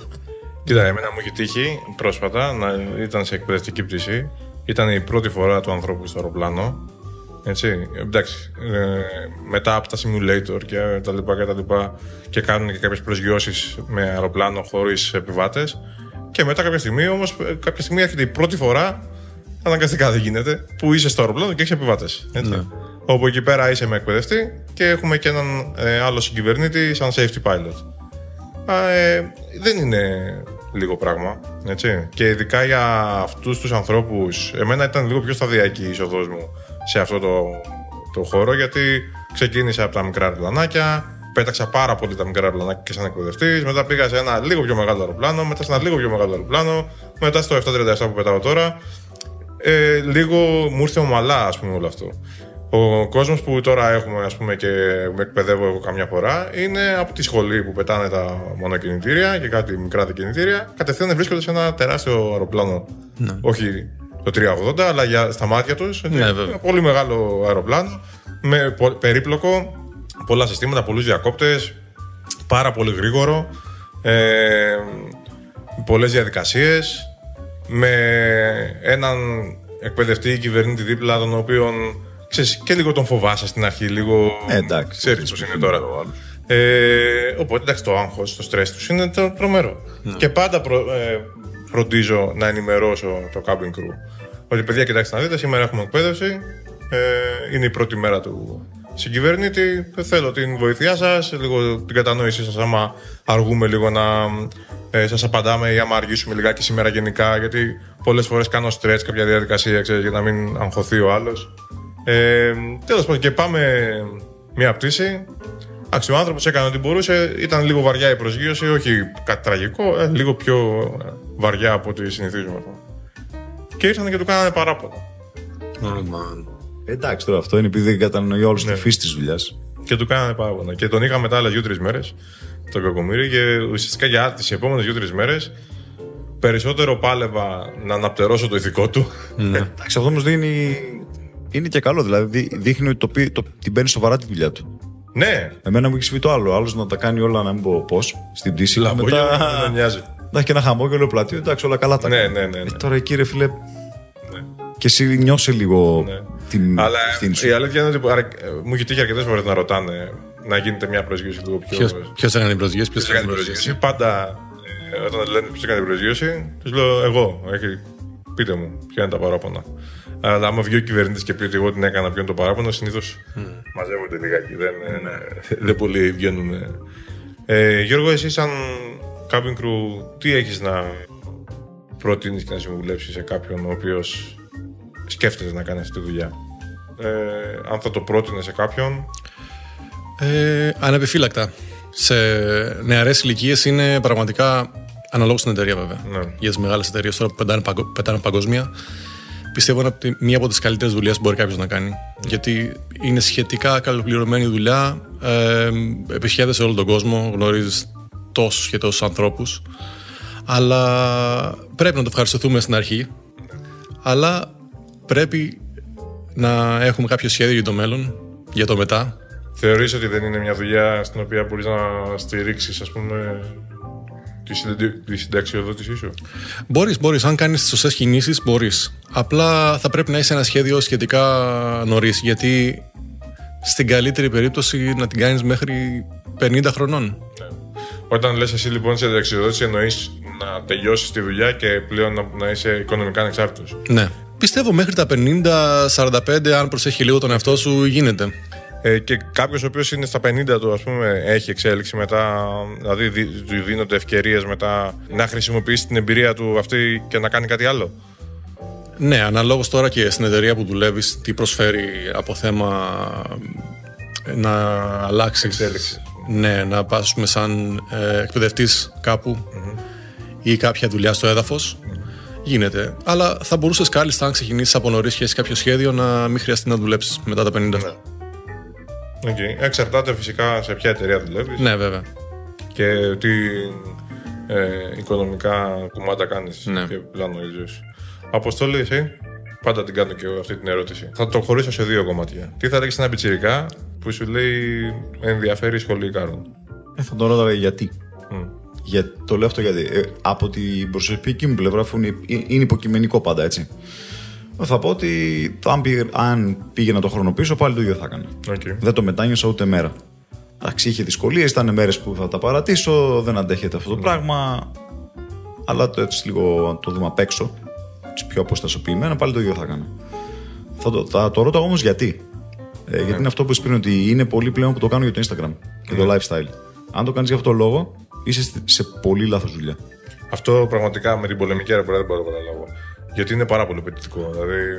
Και ασχέτως πολεμικής και πολιτικής αεροπορίας, είναι θέση ευθύνης, έχει ψυχές κουβαλάς. Δεν μπορείς να το κάνεις για προσωπικούς λόγους. Μόνο. Εντάξει, πάντα θα υπάρχει ο προσωπικός εγωισμός, προφανώς το κάνεις για σένα, αλλά όταν μπαίνεις μέσα στο πιλωτήριο πρέπει να αλλάζει λίγο mode που λειτουργείς. Οπότε άστα το Instagram και αυτά και μάθε να κάνεις τη δουλειά σου σωστά πρώτα και το attitude. Και θα είσαι μια χαρά. Αν κάποιος ερώταγε και ήταν στο δίλημμα εντάξει, το οικονομικό είναι ένα κομμάτι. Φυσικά. Εντάξει, τώρα υπάρχουν οι ευκαιρίες όμως, ακόμα και στην Ελλάδα, με κάποια προγράμματα καντέτ για δωρεάν, όπου ουσιαστικά σου σπονσοράρουν όλη την εκπαίδευση. Αλλά αν σε ρώταγε κάποιος, ωραία, τι να κάνω, να πάω στη σχολή Κάρων ή να πάω σε μια ιδιωτική σχολή για να πάω κατευθείαν για χειριστής της πολιτικής αεροπορίας?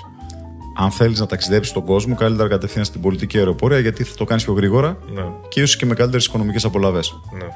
Ειδικά αν κάνεις ένα πρόγραμμα καντέτ, οπότε δεν πληρώσεις πολλά ή τα πληρώσεις με ένα έτσι πολύ ευνοϊκό δάνειο. Ναι. Αν θέλεις όμως να πετάξεις γιατί σου αρέσει η πτήση αυτή καθεαυτή, καλό θα ήταν να πας λίγο στην πολεμική αεροπορία, γιατί εκεί θα καταλάβεις αλλιώς την πτήση. Ναι. Θα κάνεις πράγματα που δεν επιτρέπονται, δεν μπορούν να τα κάνουν τα πολιτικά αεροπλάνα. Και να επιτρεπόταν, δεν γίνεται να τα κάνουν. Ναι.